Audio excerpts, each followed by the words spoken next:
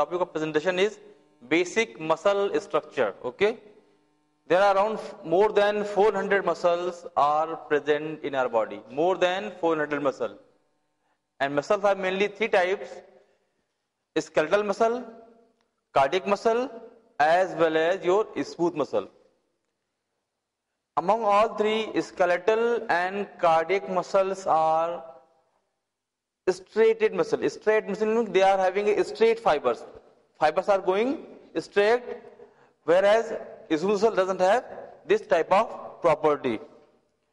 And only your skeletal muscle forms around 40 to 60% of your body weight. Clear? Now we will discuss the gross anatomy of muscle structure. Gross structure, anatomy of muscle. Muscle are a rope-like structure. You can see a rope. You can imagine ropes. If you closely observe a rope, ropes are made up of a very thin fiber. Many thin fibers wrap around, make one more thick fiber, then one more. By rearranging many thin fibers, you can get a resulted thick rope. Same as with the muscle. Muscles are, when you see muscle, when you cut muscle grossly, you will find three connective tissue sheath. They are not muscle fiber, they are basically covering the outer covering sheath which are surrounding the muscle fiber. Like you can imagine a electrical wire, a big wire, black cable. The plastic is act as a sheath. The inside is your copper wire. So copper wire, you can imagine copper wire as a muscle, but the plastic sheet, red, green, whatever, or black, or yellow, whatever, is acting as a sheath. So the muscle fibers, very thin fibers, are covered by, many thin fibers are covered by a thick insulation is known as endomysium. I will show you in diagram. Endomysium is the innermost covering of innermost connective tissue sheath which cover the muscle fiber, main fiber, the thinnest portion of muscle, known as muscle fiber. And muscle fiber, all muscle fibers are encapsulated or wrapped by a connective sheath known as endomysium. Clear? And many fibers, suppose this is a one fiber enclosed in an endomysium, then many fibers along with endomysium, they are wrapped in a other connective sheath is known as perimysium. Okay, one fiber is enclosed in a sheath known as endomysium, then many fibers again enclosed in another sheath is known as perimysium, and there are maybe number of perimysium 1, 2, and you can bring more, and then again covered with a next sheath is known as epimysium. Okay, so when you see the muscle, muscle fiber, all thinner fibers are encapsulated in, like you can see, a packing box of pencil. If you take a big box, in big box there will be some smaller box, and you open the smaller box, there may be some other. So pencil, you can imagine pencil is a fiber, 10 pencil in one small box, then 10 small box in one bigger box, then 100 bigger box in one bigger cartoon. Clear? So same as here, muscle fiber, pencil. Clear?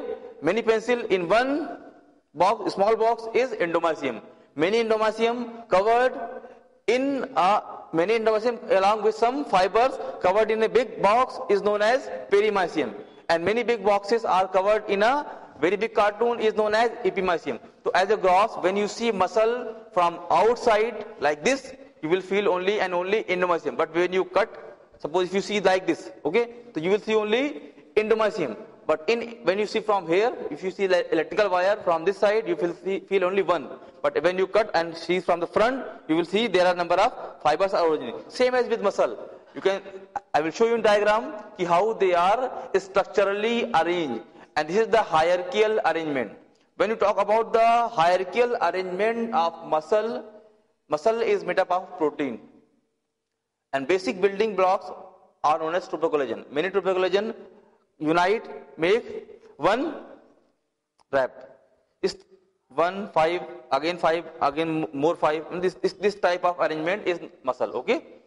So individual muscle fiber wrapped and held together by multiple connective tissue sheath, endomysium, perimysium, and epimysium. Epimysium is the outermost covering of the muscle, which contain maybe 1,000 fiber, 10,000 fiber, whatever. Okay, depending on the girth of muscle. Suppose if you see here, this is the bigger muscle, it will have more amount of fibers in an epimysium. But if you see the finger muscle, it may have less amount of fiber in the epimysium. Clear? What is the function of all these components, all these structure? They are supporting. Suppose if you keep the pencil without box, pencil will go and here and there. Clear? But if you put all 10 pencils in a box, they will be structurally arranged and stabilized. So the main function of these three connective tissues are giving support and reinforcement. What is reinforcement? Supporting. I am backing you. So clear? Even I am standing here, but I am feeling relaxed. But if suppose if you imagine this is a 15th floor and there is no wall and I am standing here, I will not be feeling stabilized because I will afraid there is no support, no reinforcement. Clear? So if you stand on 25th floor, okay, but there is a wall, you will feel secure. But there is no wall, your position is stable, but you may feel unsecure because there is no reinforcement. The reinforcement is a structure which support you from back. Clear? So these three connective tissues, epimysium, endomysium, and perimysium, they give a proper structure, a proper space in which the fibers are going parallelly. Clear? Now we will discuss one by one. Endomysium. What is endomysium? Surround each individual muscle fiber. Individual fiber, the one fiber. The one fiber is surrounded by your endomysium fiber, mainly reticular fiber. Reticular mean one fiber, then one fiber, one fiber. This is like this. One fiber, again fiber. Clear? Next is epimysium. Outermost covering, I have told you, delts tissue, surround entire muscle. Third is perimysium, fibrous connective tissue, surround bundles, wrap muscle fiber. Perimysium, wrap bundles are fascicle. What is fascicle? Fascicle, suppose I have 10 fibers. All 10 fibers are surrounded by endomysium. Clear? But if you wrap 10 fiber with a thick covering, is known as perimysium, and whole structure covered by perimysium. Whole structure covered by perimysium is fascicle. Okay? One is known as fiber. One muscle cell. You know what is cell? Cell is the smallest unit of muscle. It may vary from very minute, even you cannot see, to a large, like nerve. Nerve is the largest cell. So if you see the muscle, suppose this is the whole cell. This is the whole cell, long cell, covered by a wrap is endomysium. And many muscle cell, along with the endomysium, wrapped by other fiber is known as perimysium. Number of fibers surrounded by a tissue is known as, the tissue, perimysium is known as your fascicle. Okay? What is fascicle? A big box of pencil. 10 pencil, 10 boxes of 10 pencil. 10 boxes of 10 pencil arranged in one box is known as perimysium, or you can say it is fascicle. Fiber is one fiber. Fiber is one fiber. Fascicle is many fibers along with endomysium enclosed in by perimysium is fascicle. Okay? First I told you fiber. The smallest, thinnest part of the muscle. Thinnest part of the muscle is muscle fiber. Okay? Many fibers, all fibers are attached, are wrapped by endomysium. And when you see 10, 15, 20,000, 100 fibers, if they are enclosed in a layer known as perimysium, and whole structure is known as fascicle. Okay? Fiber, then fascicle. Now all connective sheath are continuous with each other and with tendon. Yeah, suppose if you are saying this is fiber, one fiber is enclosed by complete endomysium. Clear? and if you, there is one other perimysium. So if you see the status of endomysium with perimysium, they are parallel and continuous. Endomysium is running over one finger, whereas perimysium is coming over the all fingers. Clear? So endomysium and perimysium, all connective tissue as well as they are parallel and continuous. If suppose this is the one fascicle, other fascicle, okay?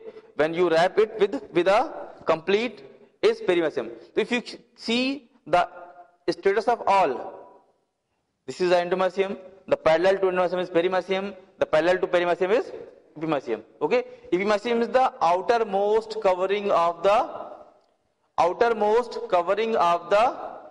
I can show you on my hand. Suppose this is if you cut the muscle like this. If you cut the muscle like this, this, clear? One big circle is epimysium. This is a perimysium, peri, and the structure which is covering this is smaller muscle fiber is endomysium. Clear? So when you see, all are parallel to other and continuous. Clear? Muscle fiber contract. Muscle fiber, what are the muscle fiber? They are mainly actin and myosin. They have property of contraction, getting shortened and lengthened. All muscle fiber has a property of getting shortened and lengthened. When we have discussed about the proprioceptors, I have told you about extraphyseal fiber and intraphyseal fiber. Intraphyseal fiber are muscle spindle, whereas extraphyseal fiber are the main muscle fiber, the mainly actin myosin, which has capability of contraction. So muscle fiber is one made up of actin and myosin enclosed by endomysium. Contraction pulls on sheath. Suppose this is a fiber and one sheath is over this. Both are attached. This is a muscle fiber and this is a sheath. When it gets shortened, because it is attached to this, it will drag this. Clear? When two things are attached. When two things are attached, when inside portion, that is contractile filament, actin myosin, of which muscle fiber form. Muscle fiber forms from actin and myosin. Muscle fiber forms for actin and myosin, and when it contracts, because the upper portion of endomysium is attached with the muscle fiber, so it will contract. Clear? And when your endomysium will contract, because endomysium is again attached with the perimysium, your perimysium will contract. Clear? Suppose see here, if the inner one will contract, it will drag outer one. When this will contract, it will drag this one. When this contract, drag this one. Because all are attached like this, covering. When it shorten, it will drag this one, tendon. Clear? I will show you in diagram. Muscle fiber contract causes contraction pull on sheath. Contraction pull on sheath. What is sheath? Sheath is three: endomysium, perimysium and epimysium. So when inside a structure, they are mainly muscle fiber. Muscle fiber are surrounded by three layers. One layer, two layers, three layers. Okay? So when this will contract, if there is any damage in pencil, any change in pencil, it can affect your boxes. Same as when muscle fiber will contract, the outer covering will also pull. Muscle fiber, basically the thinnest unit of the muscle, complete muscle, okay? And they have property of contraction, getting shortened. Suppose if you imagine here, muscle fiber, then endomysium, then perimysium, then epimysium. And your epimysium is going to attach, all are going to attach over the bone. When there will be contraction in one component, because all are parallel, fiber is going like this, above fiber endomysium, above endomysium perimysium, above perimysium epimysium. Because all are parallel, when there will be a shortening in one, it will pull, it will have a shortening in other also. Clear?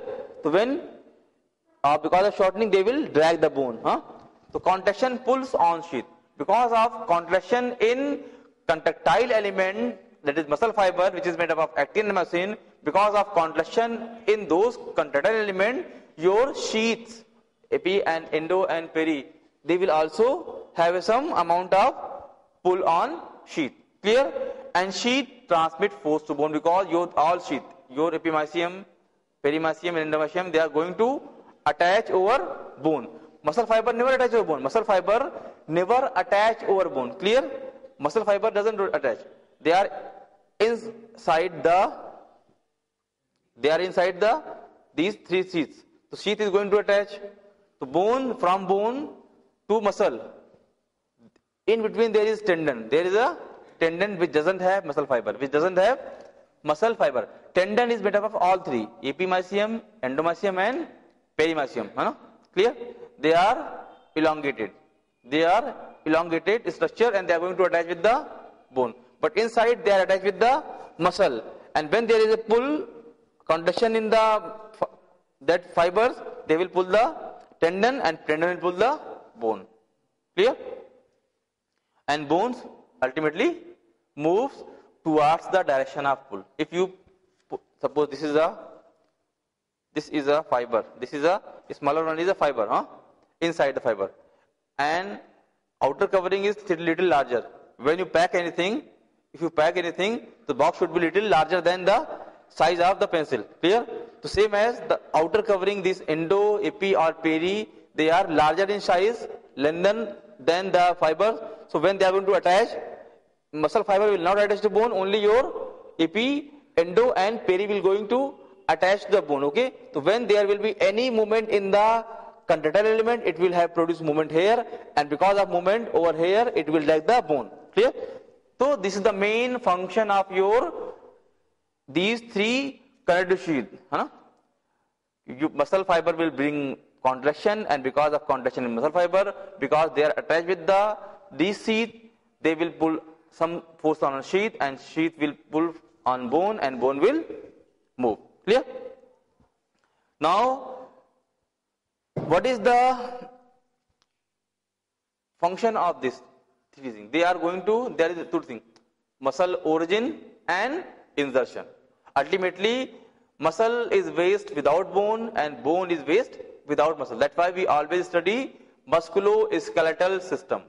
If we want to produce any movement, there should be healthy muscle as well as healthy bone. Clear? Without healthy muscle and healthy bone, one more component, nerve. All three work in conjunction, coordination. Without nerve, muscle cannot work. Without muscle, bone cannot work. So for proper and smooth function, we should have a healthy muscle, we should have a healthy nerve, as well as a healthy bone. Clear? How muscle can move bone? Because muscle is going to attach ultimately over bone.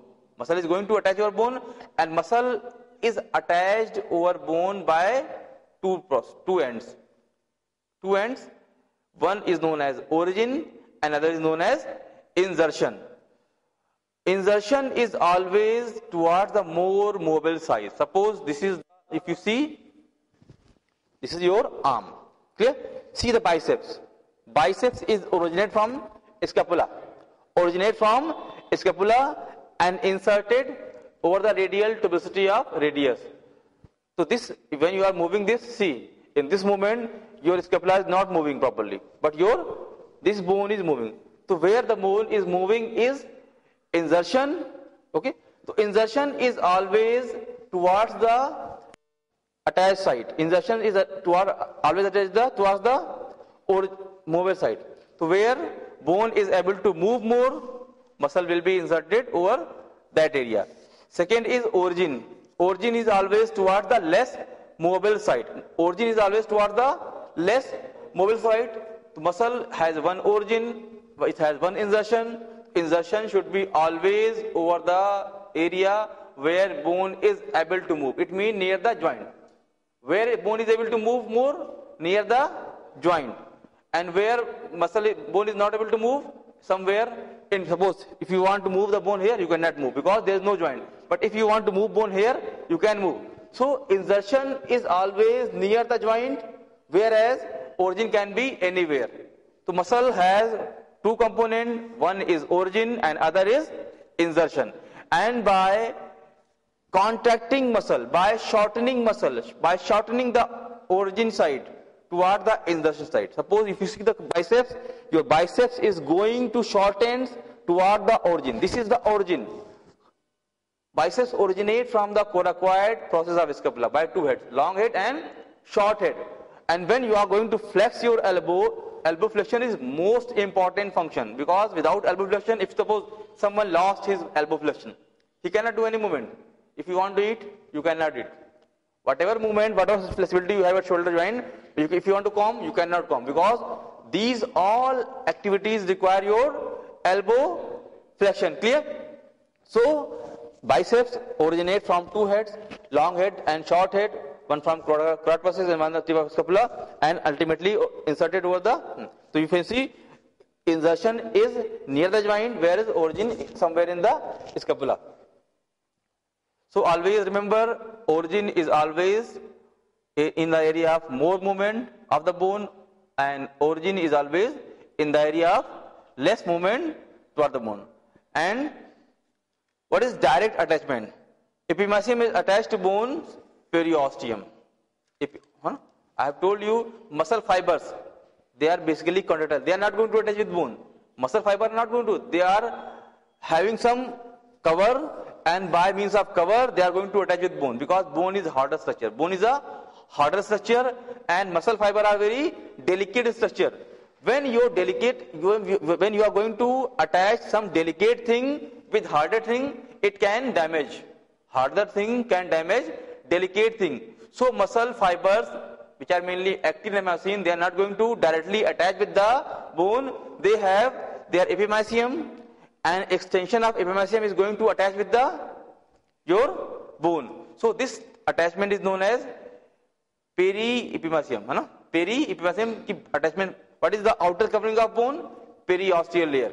Outer covering of bone is known as periosteum. So your epimysium or outer covering of muscle or tendon, you can say, is going to attach with the periosteum. It is the direct attachment. It is the direct attachment of muscle to bone. It means that muscle is directly attaching through tendon to the bone. Clear? This is known as direct attachment. But there is indirect attachment also. Suppose I want to capture you directly, hold you directly, it is direct. But if I am controlling him through you, it means indirect. So muscle is attaching to bone directly by means of epimysium, but muscle is attaching to bone indirectly by means of contact between your muscle fiber to endomysium to perimysium. Clear? Indirect attachment is smaller and more durable.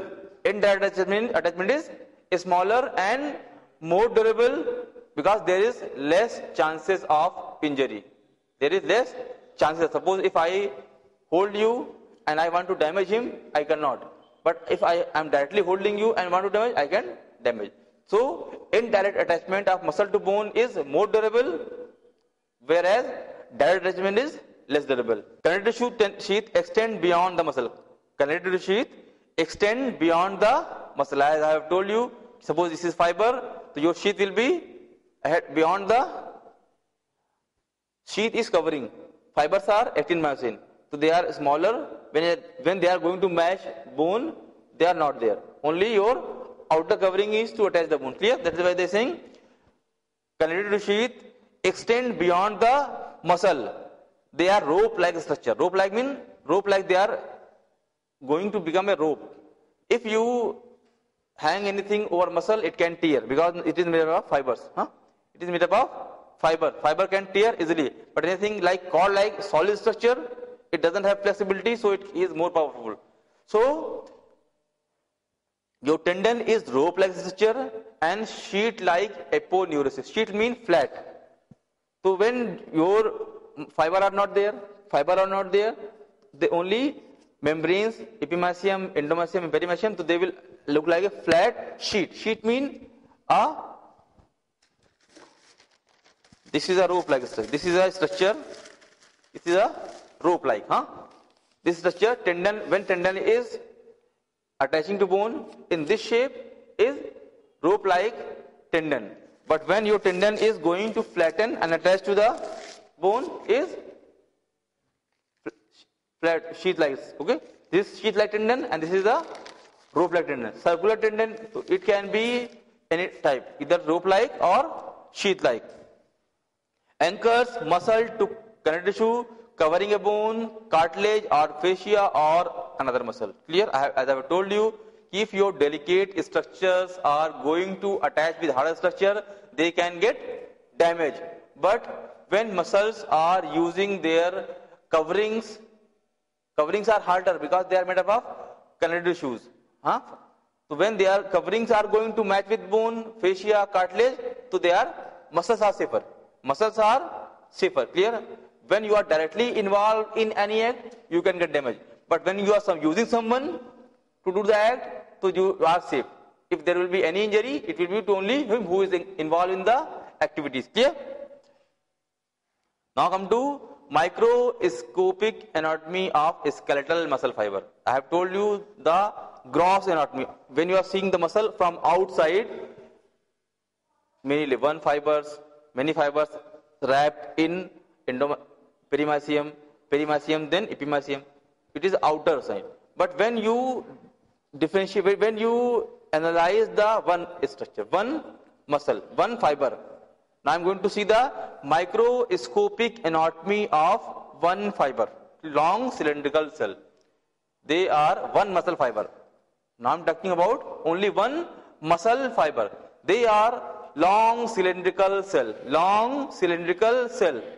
10 to 100 millimicron width. Their width is 10 to 100 micron. What is micron? You know? Micrometer. What is this? What is the value of micrometer? Micrometer mean 10 to power minus 6. When you divide 1 meter in 10 lakh, it means 1 million. When you divide 1 meter of an object into 10 million pieces, it is the width of one muscle fiber. The width of one muscle fiber, width mean breadth of one muscle fiber ranges from 10 micrometer to 100 micrometer. You cannot imagine how thin it is. How can? 1 meter is not more, and you are going to cut 1 meter weight into 10 lakh pieces. Clear? And the length of these fiber is very long, up to 30 centimeter. 30 centimeter is from here to here, around 1 feet. Okay? So length of the one muscle fiber will be very long. Length may be very long, but width is very narrow, very less. 10 micrometer. 10 micrometer mean very less, but length is long. So they are one cell. We all aware about cell. Cell is the basic structure of life. Cell is the basic unit of body. So, and we have different types of cell. Cylindrical cell, longer cell, columnar cell. So this muscle cell, also known as muscle fiber, also known as myofilament, mean muscle fiber. They have width of 10 to 100 micrometer and length of around 30 centimeter. Okay. Plasma membrane is termed sarcolemma. We have discussed about the different connective tissues which are encircling, which are giving protection to these fiber. But we all know all cell is made up, surrounded by a plasma membrane. That is the basic difference between plant and animal, because we are said to be alive, we are moving, we are having. What is the difference between plant and animal? Animal has property of movement, whereas plant doesn't have. And what is the basic difference between plant and animal? They have all the living things in their cell. When you see the cell anatomy of a plant, they have all structure which a animal cell have. But there is only one difference, which is the animal cell is enclosed by a living membrane. Whole structures of a cell are enclosed by a living membrane, whereas plant cell, all structures of plant cell are enclosed by a dead membrane. Clear? That's why plants are not able to move and we are able to move. Except that outer covering, the other structure we had common. Whatever structure we have in our cell, they have. Whatever structure they have, we have. But the difference is the whole covering, outer covering. Plant is enclosed by a dead cell membrane known as cellulose, whereas an animal cell has a covering known as plasma membrane, which is alive. That's why we have all functional, whereas plant doesn't have. So I have told you muscle is a long cylindrical cell. Muscle is a long cylindrical cell with a width of 10 to 100 micrometer as well as length maybe up to 30 centimeter. So one cell, and the outer covering of that muscle fiber is made up of a membrane, plasma membrane known as sarcolemma. Like you can say cell membrane outer covering is plasma membrane, but the membrane which is covering the cell of muscle is known as sarcolemma. And the fluid which is filled inside that sarcolemma is known as sarcoplasm. Now, what is sarcoplasm? It stores large amount of glycogen. Sarcoplasm is a fluid which stores large amount of glycogen. Glycogen is a form of a glucose which is stored, which can be converted into glucose and give us energy. Large amount of myoglobin. So, I am discussing the content which sarcoplasm have. First is it has large amount of glycogen known as glycosomes. It also has large amount of myoglobin. Oxygen, what is myoglobin? Oxygen storing pigment similar to hemoglobin. Hemoglobin gene descend from duplicate ancestral myoglobin. Myoglobin is just like hemoglobin. Hemoglobin is a component of blood, which the main function of hemoglobin is carrying oxygen from the lungs to the tissues. Same as myoglobin is a structure present in cytoplasm and act as a source of energy. Now organelles. The usual organelles are present multiple nuclei beneath sarcolemma. Skeletal muscle are syncytia. Skeletal muscle are syncytia mean when skeletal muscle develop during embryonic stage of development. One cell develops from many cells, and that's why a single muscle cell, or you can say muscle fiber, has number of nucleus. Muscle cell is a multi-nucleate structure. It means when you talk about muscle cell, it will have mitochondria, it will have glycogen, it will have other important structure which a normal cell have. And whole fiber is known as myofibril as well as sarcoplasm reticulum and T tubules. So these are the structure which a muscle fiber have. I am going to repeat that thing. First is glycosome, a source of energy. Myoglobin, a material which receive the oxygen. And the other things are, they have multi-nucleus. They have myofibril as well as sarcoplasmic reticulum as well as T tubules. First we will discuss one by one. First is myofibril. Myofibril densely packed in muscle cell. They are the structure, they are the fibers which are densely packed in a muscle cell. More than 10 to power 5 per cell. It means around 1 lakh myofibrils are found within a muscle cell. Myofibrils, around 1 lakh myofibril found within one muscle cell, and myofibrils form the 80% volume of the cell. I have told you cell has, what is a muscle fiber? It is a cell, muscle cell. It has myofibril, glycogen, it has T tubules, it has sarcoplasmic reticulum. So first we are discussing myofibrils. What is myofibrils? Many myofibrils densely packed in each muscle cell, more than 10 to power 5 per cell, and it makes the 80% of cell volume. It means that myofibril is the main component of muscle cell. It always run parallel to the length of cell. Myofibril always run parallel to muscle of cell, the diameter of myofibril is 1 to 2 micrometer. The diameter of myofibril is 1 to 2 micrometer, and it contains contractile element. They are the fiber, main component of muscle fiber known as myofibril. The diameter is 1.1 to 2 micrometer, and they form around 80% portion of your muscle cell.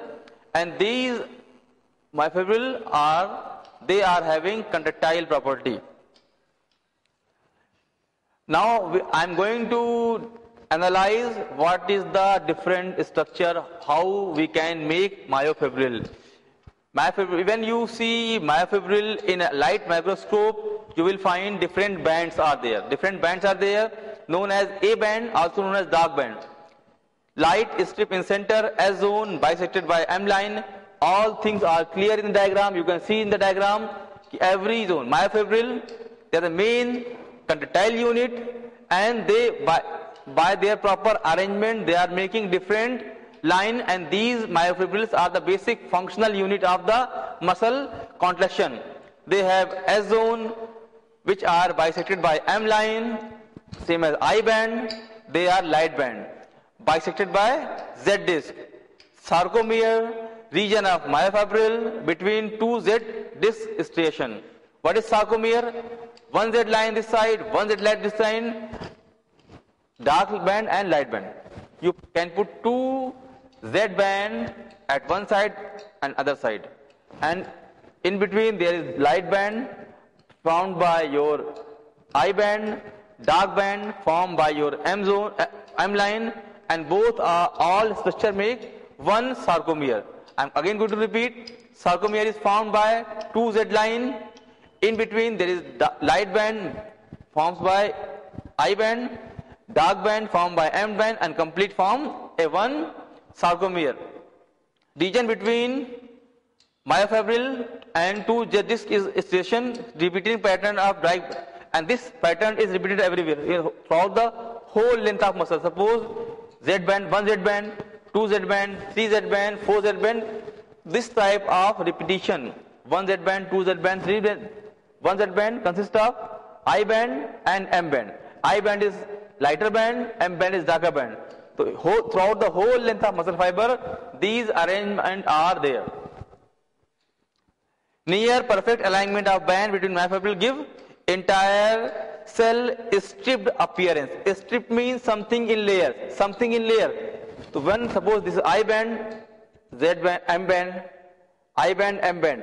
So this type of appearance throughout the whole length give a stripping, layer wise arrangement of the filament. This can be explained by the diagram. You can see in the diagram. Now, what is the cause of myofibril striation? Banding pattern result from an orderly arrangement of thick myosin and thin actin filament. I have told you myofibril is consists of two things: actin filament and myosin filament. Actin filament forms lighter band, myosin form darker band, and they are arranged, and because of this arrangement they are forming a band.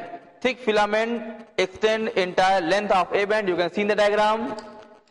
Z disc composed of protein nobulin. The Z disc, which both Z disc form sarcomere. That Z disc is composed of a protein known as nobulin, whereas your thin band is made up of a protein known as actin. Your darker band is made up of a protein known as myosin. What is the function of Z disc? What is the function of nobulin in Z disc? It anchors thin filament, because your thin filaments are originating from your Z band, and Z band is made up of nobulin protein. So by having a strong protein, it can anchor means support. It can support the thin filament. Now we are going to discuss second component, that is thick filament. Thick filament which forms the darker zone of the sarcomere. Sarcomere is the functional unit of your muscle fiber.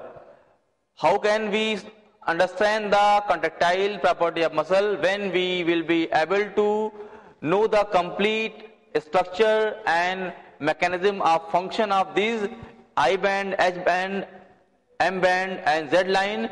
By seeing whole sarcomere function, we will be able to know how muscle can contract and how it can get relaxed. Now we are going to discuss about the anatomy of M band, which form the darker zone of sarcomere, composed of mainly approximately 200 myosin. That thick filament is made up of a protein known as myosin. Basically, they are rod-like structure, like a long rod. Two interwoven polypeptide chains. It means rod-like structure, but one rod interwoven with other rod like a rope structure. Like rope, you can see, you can take two cords and woven them, so they become like a rope-like structure. And basically, your myosin has a rod-like structure as well as central part of thick filament. It form the thick line, M line, you can say, or dark band. Next is globular head, present on end of thick filament. You can see in the diagram, in myosin there is one thick band, filament-like structure, which is woven by two filaments, and you can see there are globules which are originating from different places of the myosin, and they are present on ends of thick filament and cross bridges linking thick filament to thin filament during contraction. And these cross bridges are mainly responsible for making cross bridges with actin, and this is the basic of muscle. What is the basic structure which take part in muscle shortening and lengthening? So because of the cross bridge and the filament, both are having very crucial role in muscle contraction. Now we will discuss about the thin filament. Thin filament, that is actin, or you can say lighter zone. Lighter zone is made up of actin protein, possess site to which myosin heads bind during contraction. What happened? Myosin is a rod-like structure with globules in actin. It possesses sites to which myosin head bind during contraction. It means there is some site in that thin filament which can get attached from the myosin during muscle contraction mechanism. Also contain regulatory protein that is known as tropomyosin. Tropomyosin surround and stiffen actin core. What is the main function of tropomyosin? It surround and stiffen actin core. It means your tropomyosin is surrounding the actin core as well as block myosin binding site in relaxed muscle. Tropomyosin is the protein which are present over actin filament, and their main function is stiffening the actin core. And second main function, the main function in physiology of muscle is they can block the binding site. They can block the binding site in relaxed muscle. They are acting as a muscle relaxer. They can stop contraction. When they will activated, muscle cannot produce contraction until unless they will not remove from there. Troponin, second protein of the actin. Actin has two protein, tropomyosin and second is troponin. Troponin is made up of three polypeptide complex, T and I. It has inhibitory subunit. T and T help position tropomyosin on actin, and T and C binds to calcium. So we are discussing about actin protein, the second most important component of muscle fiber. Actin protein forms the lighter zone of the sarcomere, and they are having two proteins. One is tropomyosin and other is troponin. The other component which are present in muscle fiber cell is sarcoplasmic reticulum. What is First we had discussed about myofibril. Myofibril is made up of two type of filament, actin and myosin. We have discussed in detail about the actin and myosin. The second structure which are surrounding that muscle fiber is sarcoplasmic reticulum. As you can see in the diagram, when it is elaborate, smooth endoplasmic reticulum.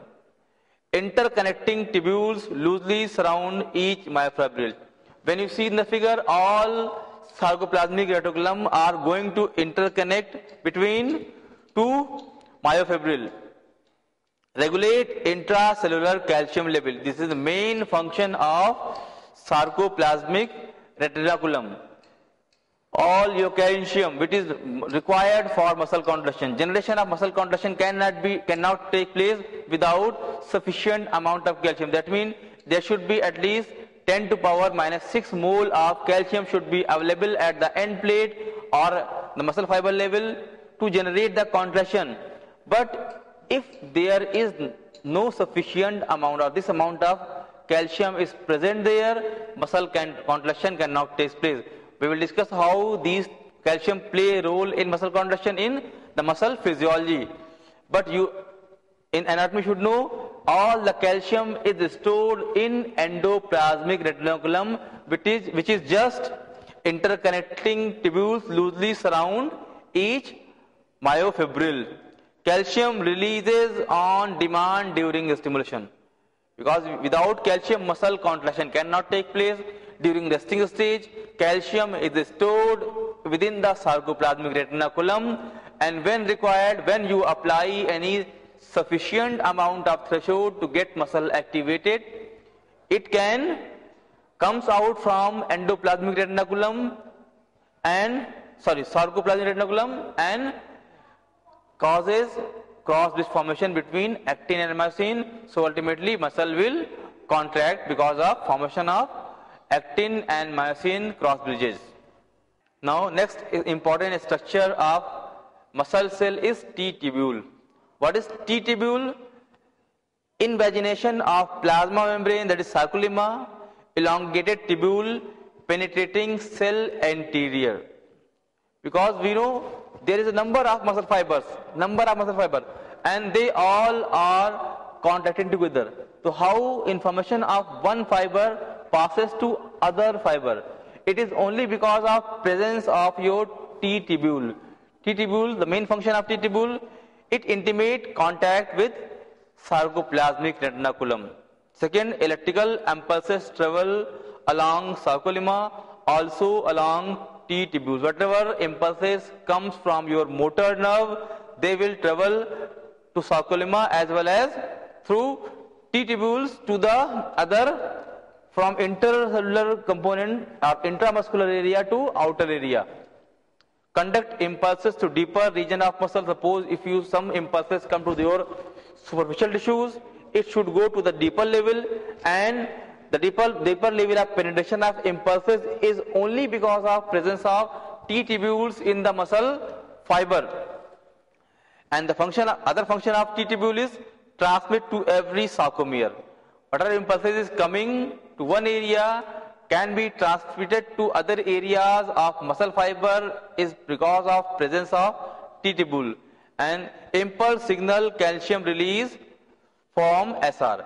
And by getting signal